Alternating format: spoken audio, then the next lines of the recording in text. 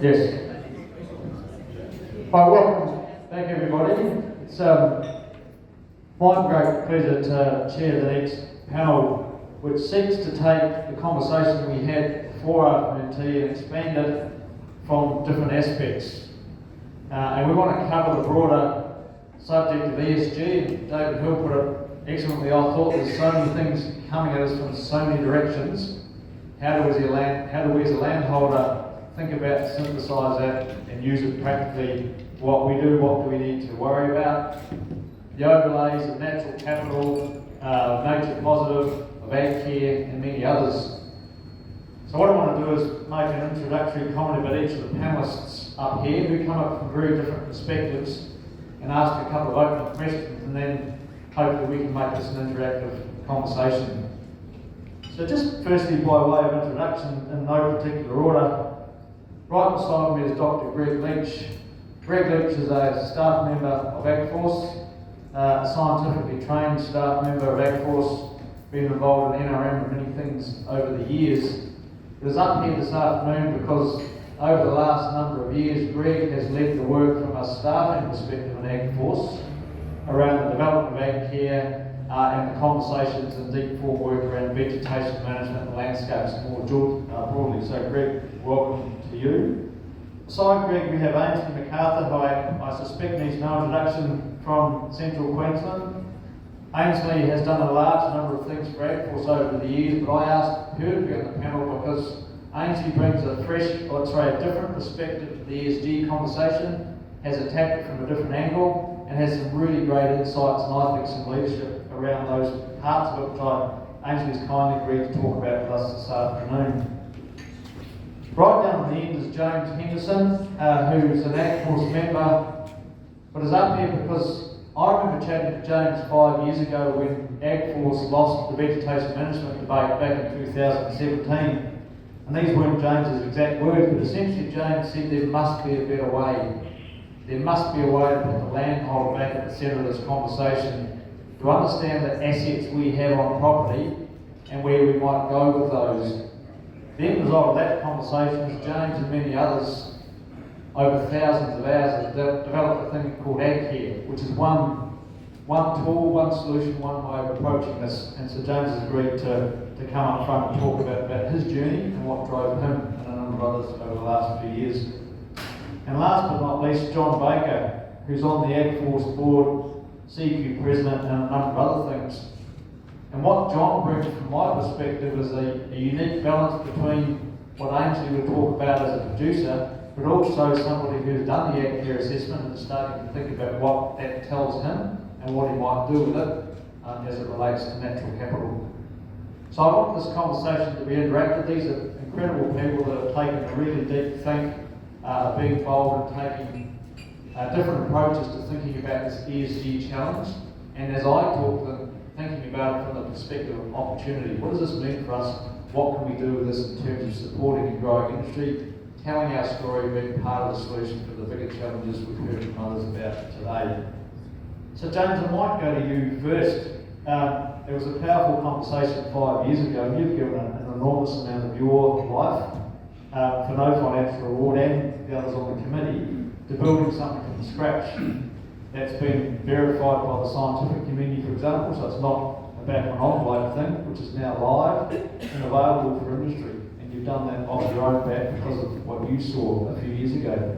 James, can you give us that background from your perspective and where you think that part of it's got to and how it relates to this ESG conversation?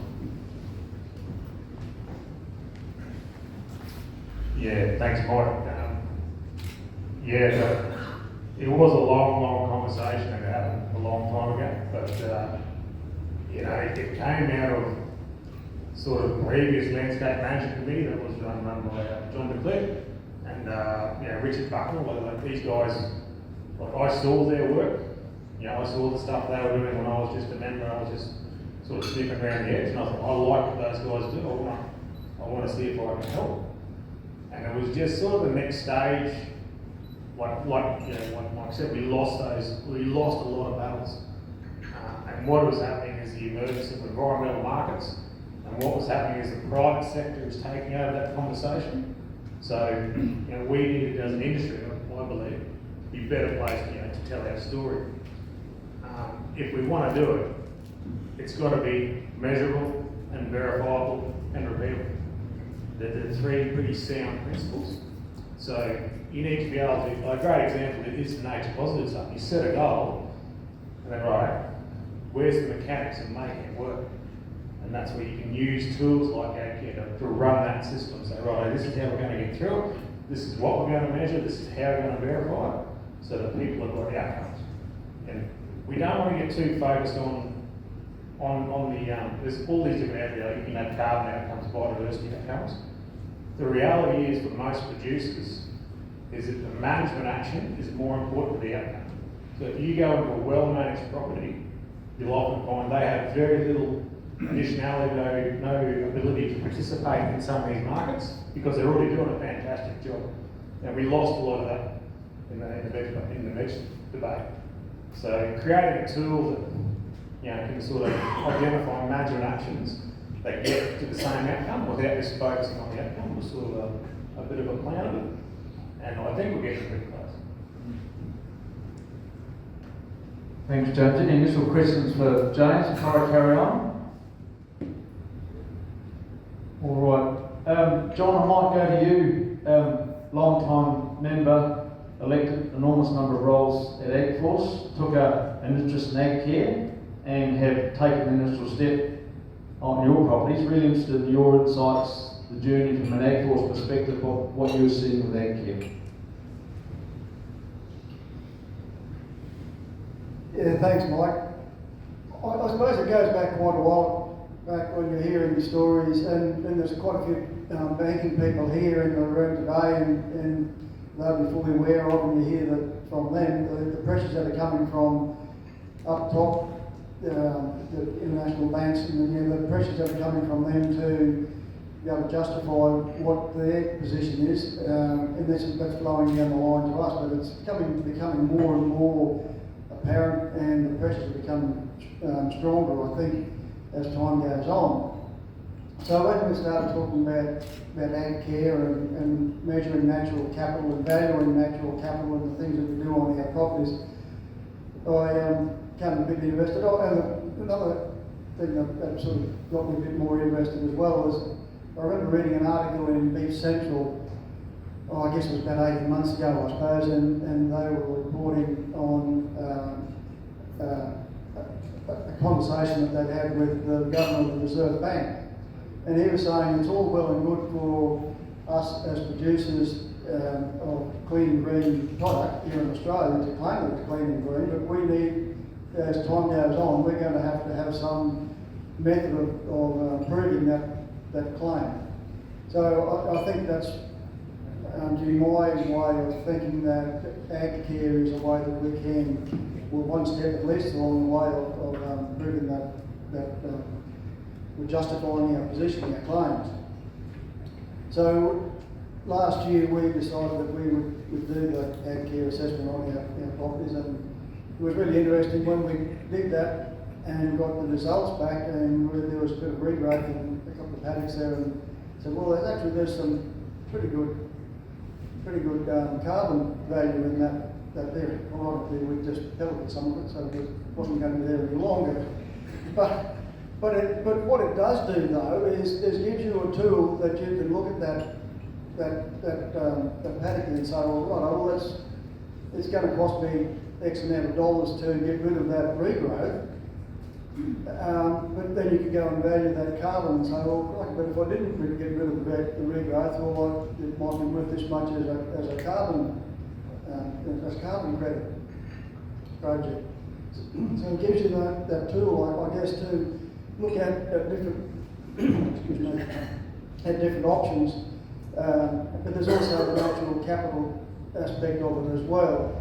So I think it's I'm pretty excited about the prospects of it, and how we can, I suppose, justify our position, but more than just justify our position, but also give us down the track as it becomes more mature, I think, and there's more pressures coming from our trading partners, and we'll be valuing all these different aspects that we might be able to pick up some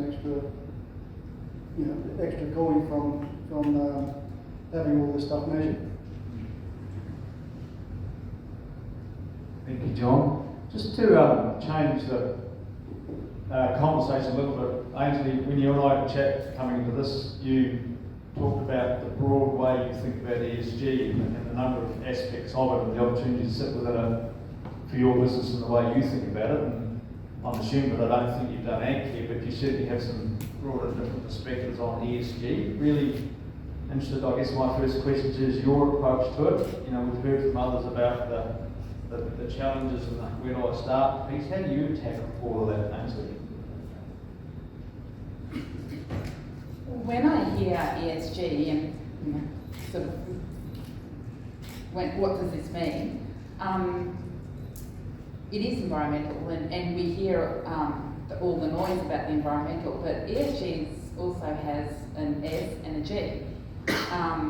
And the S represents our social, so how our business contributes back to the community, how our business looks after our staff, and so we really tried to bring it back to how does this relate to our business as a hands-on farmer. The G for us and for many producers in the room is about your approach to business, how your the governance of your business, having appropriate business structures, meeting your obligations. That ESG is a framework. The measurements for us in our business of E, S and G actually sit outside the framework. We have some obligations, obviously, as producers around workplace health and safety. We have some obligations with business structures and taxation and how that's appropriately governed if we're directors of our own company, for example. In the E space, we already have some, obviously we have some vegetation management obligations, we have some animal welfare obligations.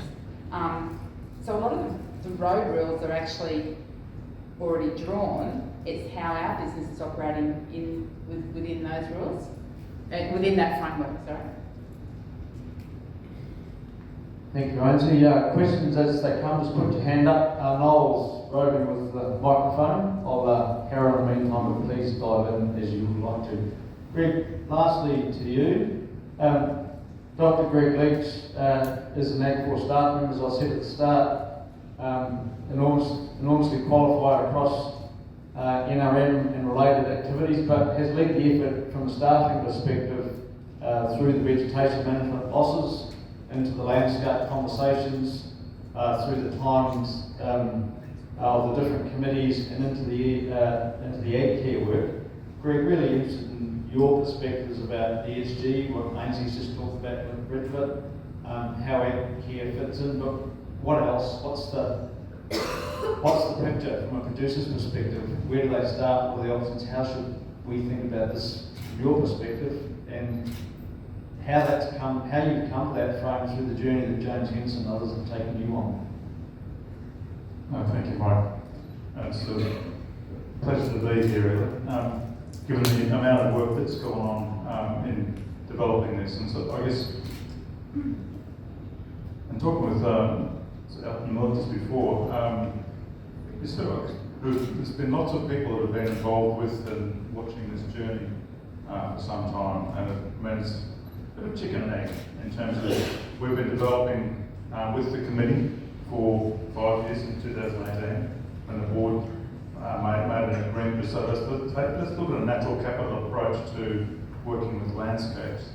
And so through that journey, I guess we've been developing with lots of volunteer hours, over about 140 odd minutes of meetings, a well thought through, well considered decision on how do we, as members of the agricultural industry, how do we play a role in measuring the condition of the natural capital on our landscapes, and how do we go about doing that? And trying to unpack such a complex big thing is naturally not simple. It takes time, so we've taken the time. And I guess we're now at the point where this hasn't been advertised widely for some years. I guess we're now at the point in the chicken and egg conversation. So we've developed a really wonderful, I think, means of assessing natural capital condition at the property level that takes into account our ESG requirements, and we're now on the market, as it were, and have developed a product to a level where we have a reference group that of eminent scientists and experts from across Australia who have a real stake in this space, and they've been through the AgCare assessment methodology that's been developed at least twice, and have given it the thumbs up as being a verifiable, repeatable assessment method as James has described.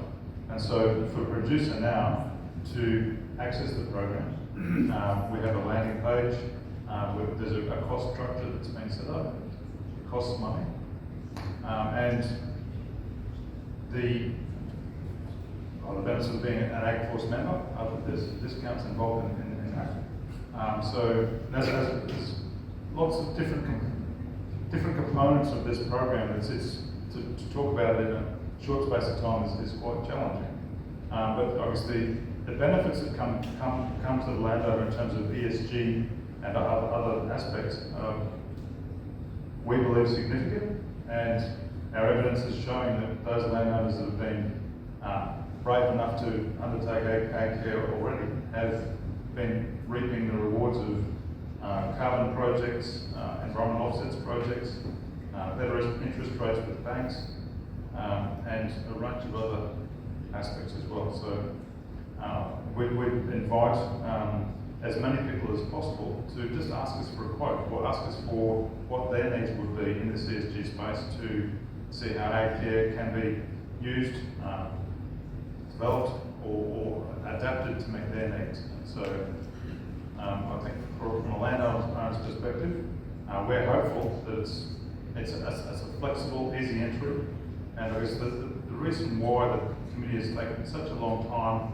in developing this is to pitch it at a level that's not too difficult, it's not too easy, it's not too simple, that's scientifically valid, doesn't cost too much. There's not a whole lot of activity that you need to do in terms of digging holes, measuring trees. You can do most of it just by your producer records, publicly available data, and a landowner survey. And so it's reasonably cheap to do, easy to do, and it's scientifically valid. So yeah, thank you. Thank you. James, I've got a bit of a personal question, and this conversation is not all about AgCare, but we hear, as a non-scientist person, we hear about lots of frameworks and approaches, lots of places landholders can go, lots of ways they can approach this, and lots of bodies do that. And I often get calls from members also asking me why it's AgForce's role as an advocacy group to build a model when there's other big scientific institutions, others doing that. So James, the personal question is why you put so much into it, and the conversation you and I have about why you believe AgForce was a vehicle for that. Yeah, thanks, Mike. I suppose because I did see a lot of, I did do a lot of field days, and I got sick of going to field days where you have a very educated professor, academic, often, saying, you need to do this. And so what is this? Well, this is X, Y, Z.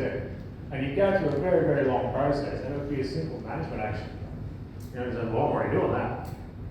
So I sort of got a bit fed up with being told how to run my property, and it was someone else's job that they do that. So industry wasn't coming together, and we're talking about telling our story and that sort of thing. Industry wasn't taking control of it. And the way that sort of AgCare has evolved without any big major funding from government, well, we can chase the market, we can chase the requirements for landholders, because the space is a very fast moving space. You talk to people who live and breathe this stuff, it's so hard to keep up, because every 2 weeks there's something new. So being able to sort of give the landholder the ability to say, well, right, I want to do it this way, and then you can give them the tools to do it, I think that's a pretty important thing. The other big thing is we need is industry data. That's our data. You know, because at the moment everyone fights over the same data. Everyone sits around and waits for that sluts report to come out, and then you just see everyone just references the one report. So we need to take it to the next level and get better data. So as landholders, we've got data. We just got to be able to hand it over to ourselves as an industry representation and make the most of it.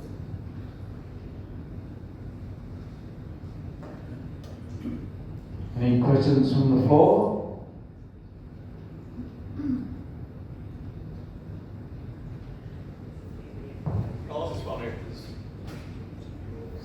Thank you. I was just wondering if there's someone from the finance sector in the room that wanted to maybe comment about what they see or how they see this affecting our ability to actually obtain finance moving forward and any other implication that ESG may have on our business. Thanks, Ben. Anyone? Who's here from the finance?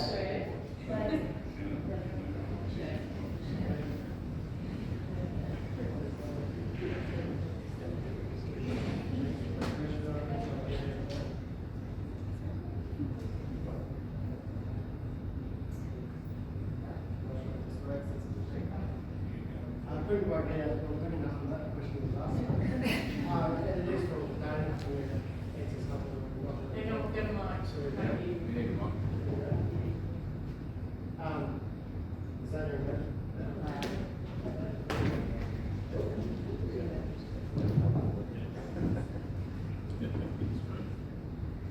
All good? Yeah, I couldn't quite get out the door quick enough when that question was answered. And I'm not probably, it's from the data for me to give an opinion that's mine and not representative of the institutional level, but I did have the privilege of going through the AgCare program from front to back to see what went in the front end and then to review what came out the back end. That experience was really good for me because reading a report sometimes you don't know what's going into it. The way I review AgCare is basically the same as the valuation report. So similar to you get comparable sales data to know what the value of the property is. This is a really good report to understand what the base value of your natural capital is. As a reference point, you might not use it today, you might not need it for 10 years or so, but it's a really good baseline, some sort of verifiable data as to what you've got at a certain point in time. So I won't sort of go beyond that. Other than it was a really good experience to go through the whole cycle of the front end through to the back end. I'll ask you one more question since I've got you there.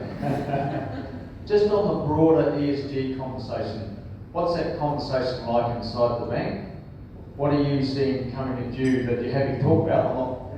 That's useful and helpful for this conversation, and for landholders thinking about how I enter this ESG conversation, how I get ahead of it, how I can be confident that I can tell my story, grow my business, what you're hearing inside your organisation. So it's getting noisier is probably the takeaway. Everything that's in to our credit submissions. At this stage, I'd say everything is in its infancy. We're very much in the data collection phase, but it's coming quickly. And it's getting people inside the bank. At this stage, we're trying to get practical. But yeah, that's just from the base sort of front line experience. Sorry, one more if I could. Is that right? So in terms of how you think about risk when you take on a new client or roll over finance, traditionally, I'm talking way back, the last year's cash flow is the best predictor for the next 5 years. Out on whatever's changing, the ESG component's becoming a bigger part of risk. We know that talking to the Australian Bankers Association, we know that talking to the central bank, we see that coming from the UN. What's the percentage change, rough order of magnitude, from traditional ways of thinking about risk to this environmental, social and governance piece that you think about when you think about the risks to your depositors and handing money out to grazing and production enterprises? That's a big question. So banks are pretty simple. One of the main factors we have is we assess the overall situation, be it financial, be it seasonal risk, be it market risk. One of the key things we want to determine is your probability of default. What's the probability that we lend you $1 million and over the next 10 years, what's the probability that you'll default on that? And that, I'm going to put a percentage on this natural capital or ESG, how much that factors into it, but it is a part of it, and it plays into your probability of default. When it comes to loss given default, that's more the value of the land. I wouldn't be so keen as to put that on, but it is a component that goes into our assessment to determine what the probability of default is in the circumstance. Thank you for joining in the spirit of the conversation and for your honesty. And also sat through an AgCare assessment just to help us from the bank's perspective. So thank you very much for that, Ainsley. Really, just to go back to you, thinking more broadly about ESG, practical start points for those who haven't started and hearing all these sort of things. We might go to pick up an piece of reading, is it talking to the neighbours, is it talking to you? How do we uncover this for someone who's starting that journey? Great question, because I think if I think about people outside of this room that aren't in these conversations, I think this whole conversation is completely going over their head.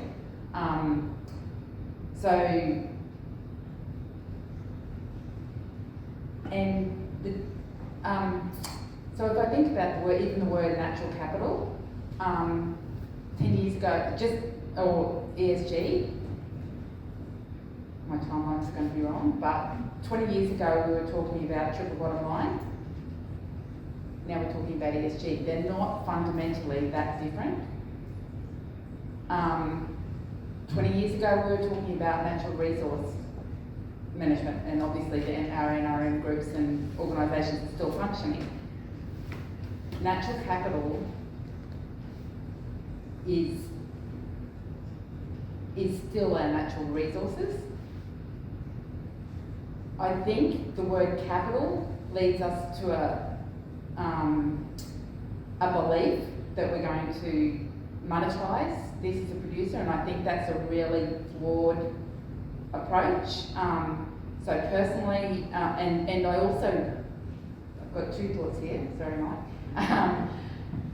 I also think that it's fraught for danger that thinking that any of us are better or worse land managers, because I think we are a whole industry. I also, so just some personal perspective, because we have been down the rabbit warren of natural capital and monetising it. So we've currently got a soil carbon project registered with the Emissions Reduction Fund at home. We were baselined 18 months ago. So we have done measurements. Obviously, we've then just had a land valuation as a good business process recently completed. One of our concerns when we signed up for the ERF was that that project sitting over our land titles would devalue or may have an effect on our valuation. It has no effect at this point in time. We've also, so I guess what I'm saying is that as a business, that was a business strategic decision to be involved in a soil carbon project, not as a land business, not a beef business. And I think that's where we've really got to be careful that we are talking about a different business model. Natural capital is not our beef business, it's a land business. And to think that they're different business strategic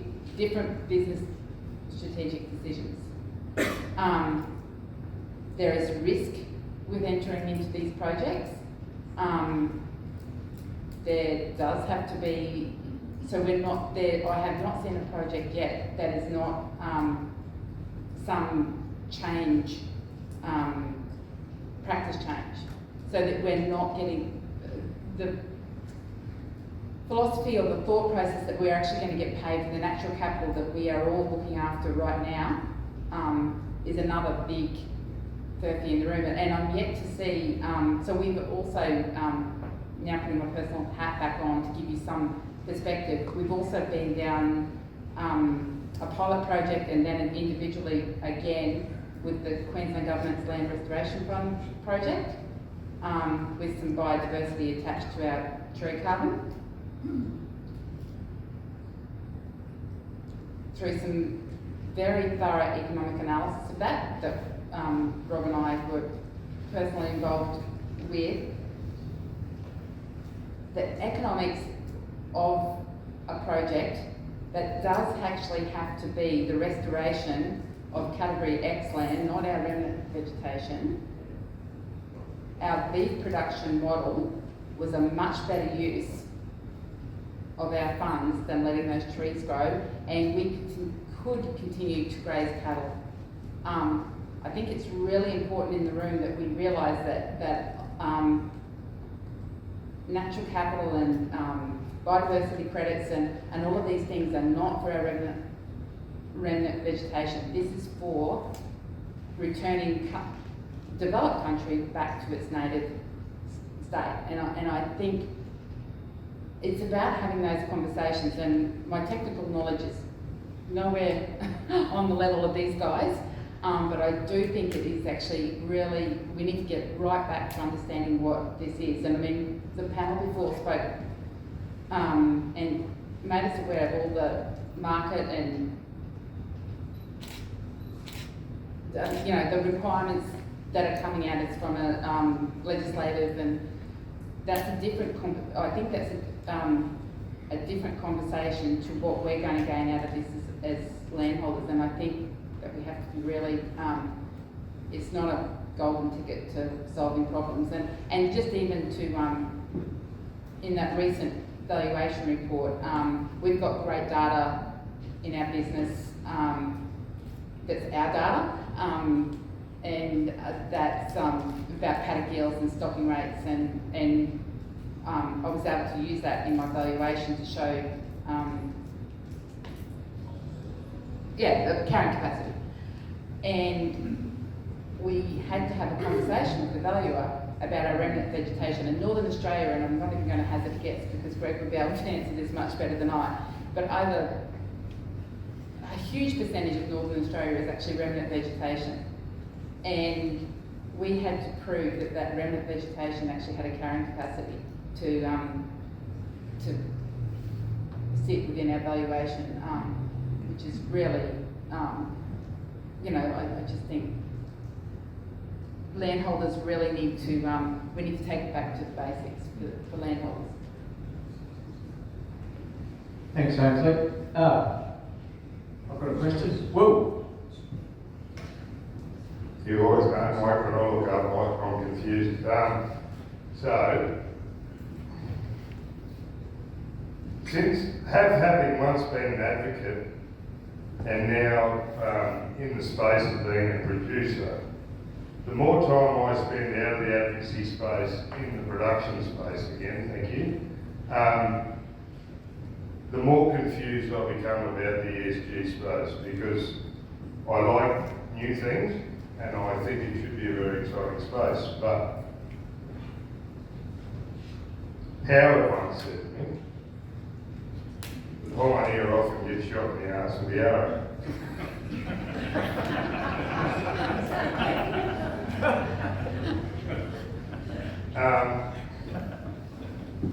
How many pioneers have we got and how many arrows can they take? Because there's going to be lots flying around soon, and that's what scares me for the commitment we all intend to make in the space.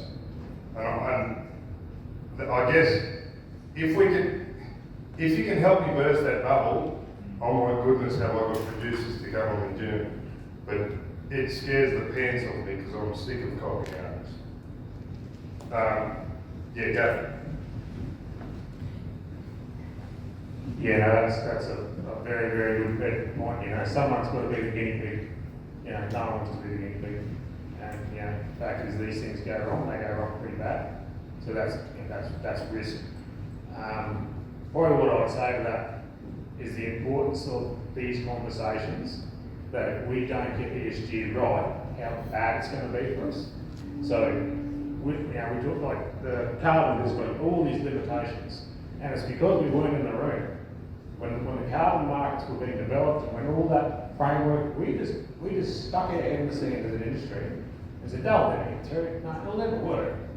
Well, here we are 20 years later, and we can't, there's a lot of goalposts we just can't move because we weren't in the room. At least this time, we're in the room. We might get it wrong, and we're probably going to cop a lot of arrows, but hopefully we just get if we get a midway result, that's still going to be 50% better than we got the carbon result.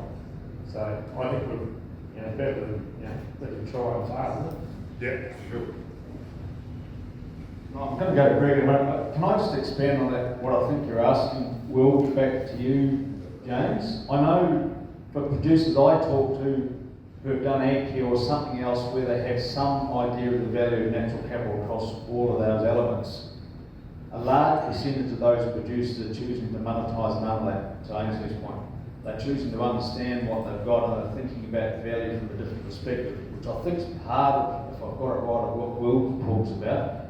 Interested in your view about why most producers, not with AgCare or anything else, start to understand that balance sheet and they hold it when they can monetise it, whether it be ecosystem services or carbon or whatever's coming at us, and how that fits into this thinking about taking control of the ESG conversation that you just mentioned then. And then I'll go. Thanks for all the easy ones. And it's a really important point that you need to bank a certain amount of this, because the way that nature of their market and everything's looking, that we need to have to sort of bank ecological assets and management actions to meet ESG. We might not be able to monetise them. So I think it's really important that we get involved in this conversation, and things like the nature of their market, that we either move posts so they're a bit more suitable to us, because ultimately natural capital is an accumulation of ecosystem services plus your agricultural output. All that together equals your natural capital. So all those ecosystem services, the Australian public currently enjoy them for free. So clean air, good water. So we as land managers, we manage that for the public for free. So I think we don't want to give up on the hope that we can monetise some of those. Might not be all of them, might be some of them, but I'm all for making more money. That's it. Can I just jump in with that? I think also for me, when we did our assessment as well, it's not just the carbon that's out in the paddock. It's also it measured all the product that we consume as in fuel and electricity as well. So there's that carbon as well. So it's given us a carbon balance of our whole production system and the emissions from our cattle and the whole. So we've now got an understanding of where we sit in, because there's all the pressures on to become carbon neutral by 2030, whatever it is. So we now understand where we sit in that picture. So I think there's that aspect of it as well, that it's just a matter of, I suppose, well, I've got no, at this stage, certainly got no aspirations to go out and try and market any of that carbon, but at least we know what's there, and if there was an opportunity to come out, well, maybe we might think of it, but I think it's more of I suppose having an understanding of what your position is, where you sit, whether you're positive, negative, or what the balance is. Yeah, thanks, John. I think in response to your question, Will, we in the committee have embarked for some years on this conversation amongst ourselves about how to do this, all the time being aware of other people, other groups doing similar type things or so forth. So naturally, we've been concerned in terms of pioneers and arrows and that sort of thing. Maybe we'll get shot. If we continue to think that way, we'll go nowhere. But I guess, so the conversation at the National Farmers Federation has been, I guess, fairly proactive in this space and trying to understand across the nation that there's a number of different bodies of work that are going on that are trying to help measure things in this ESG space. And so the Australian Agricultural Sustainability Framework has been set up as a standard or level at which different programs can subscribe to be accepted as a verified or recognised program that will achieve a recognised standard. And so AgCare has been a part of that conversation since inception. And so I think we're doing our best to try and, if you call it pioneers and looking at arrows, we're doing our best to try and provide a credible product for our members that provide benefits. I mean, the story about us going to Germany last year, I think was really quite important. That we had an international commodity purchaser that became aware of what AgCare was doing and said, we think this can meet our ESG requirements. And so three of us flew there for a couple of days and presented to them the AgCare program. And surprisingly to us, they sort of thumbs up and said, well, this meets what we need in terms of our SBTIs, our flag requirements, our European Union requirements, our ESG requirements. So to the point where they're confident they go into a process of negotiating purchase of bulk commodity from Queensland. So we sort of thought, well, that's evidence for us that we're at least in a reasonable space.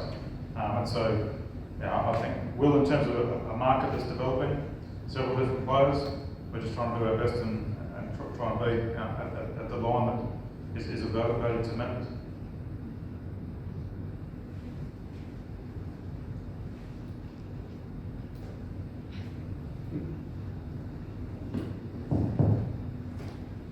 Seeing as how Georgie asked a hard question, I'm going to ask the same question in a different frame, and probably Ainsley made the point about a regulatory framework that exists, and so, you know, Australia has the highest wages in the world, that's a start.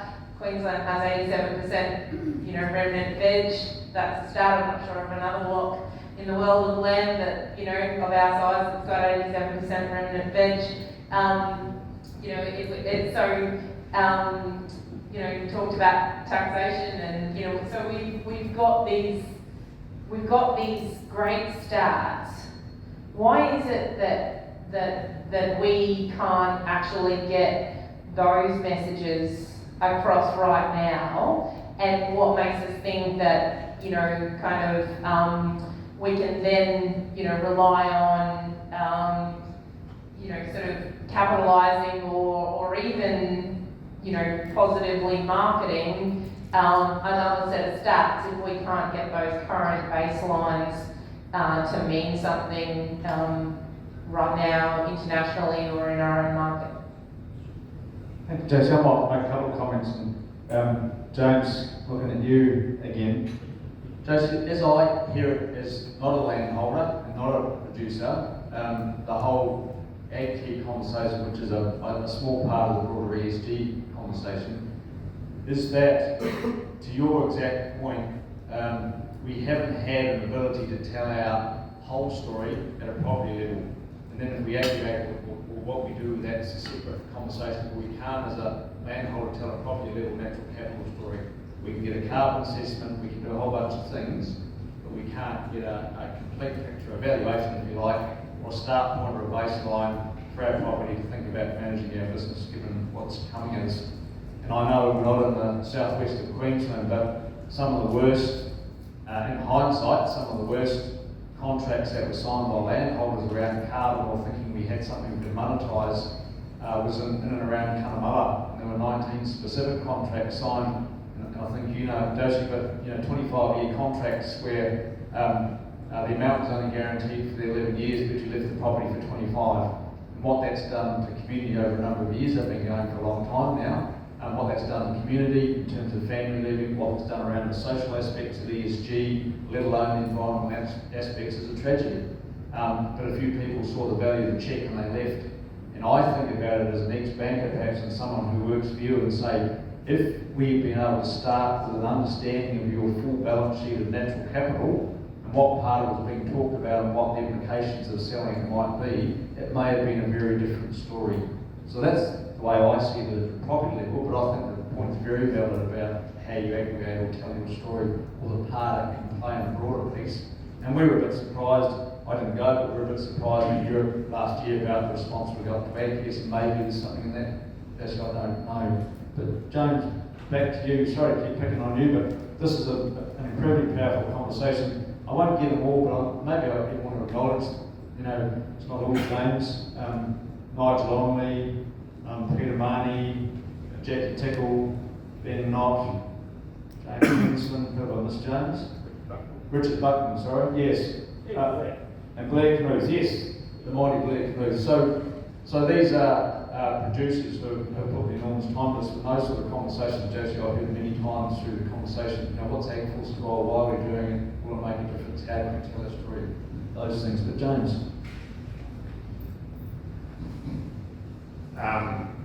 It's a good question, Josie, and I've had that one asked a few times tonight. I sort of address it that when they talk about we've got to be carbon neutral by 2030, my answer is we are carbon neutral. It's not about saying we've got to get there, it's about proving it. So that's how I address it. So when we're the nature positive stuff, it's not, we don't have to get to nature positive, we are nature positive. So I think that's my really short, sharp way of saying it's about proving the goal. It's not about saying we need to get to here. No, we're already there. We just got to prove it, in something that's succinct enough that we can put out and stand by. Howard, I think.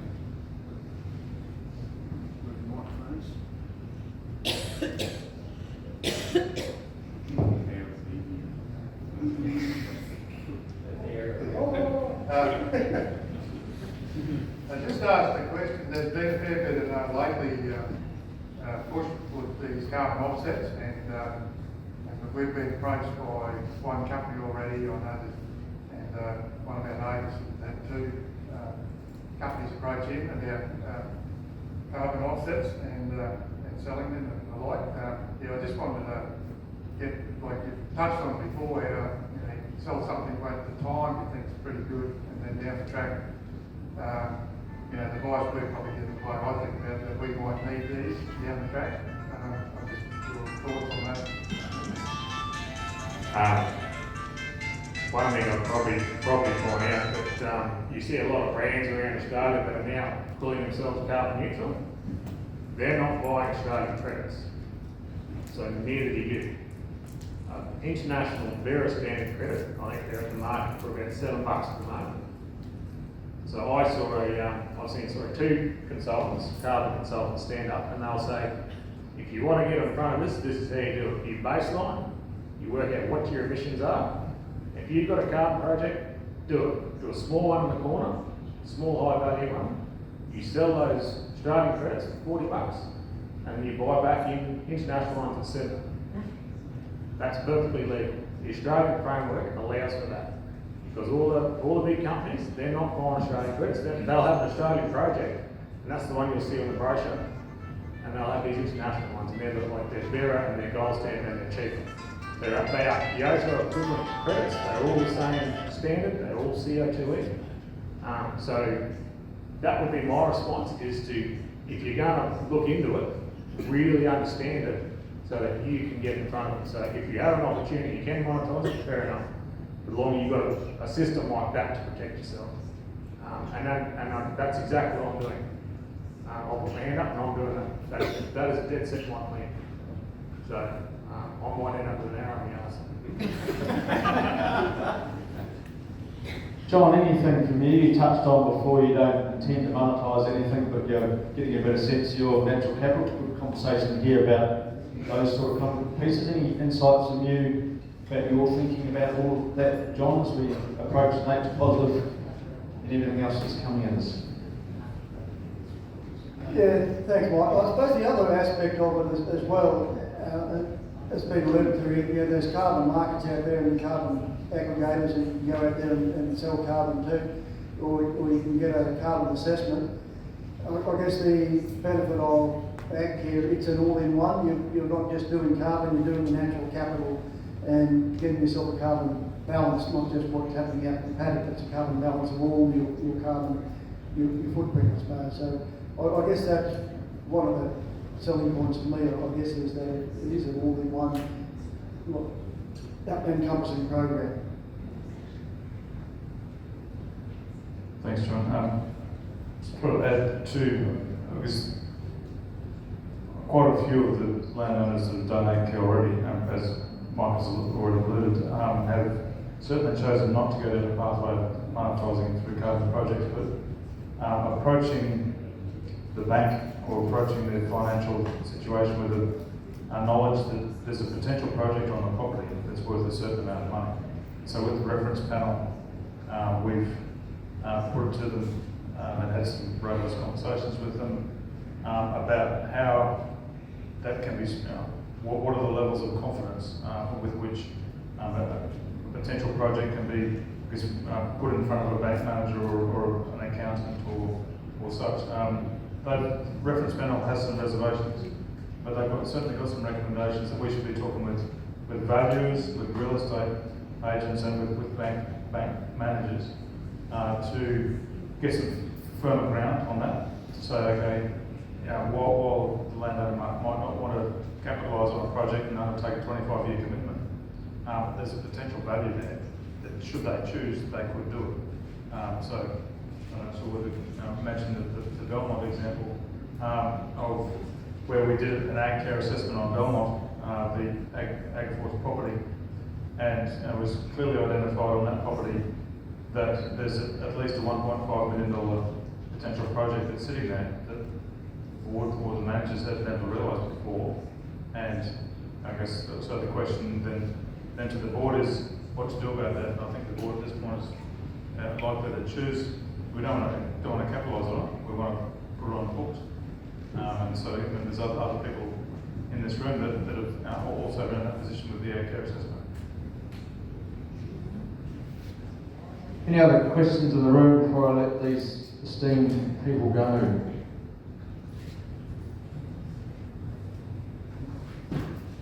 Fantastic. Can I ask everyone to thank James Henderson, who's been at this for a number of years from an AgCare perspective, John Baker, who's a bit of AgCare and a bit broader on the AgForce board. Thank you, John, for sharing. Ainsley, who's come from a different perspective. It was a powerful conversation last week, that broader thinking about ESG from a non-AgCare perspective, and Greg, for your deep insights working on it for a number of years. Can I ask everyone to thank the panel?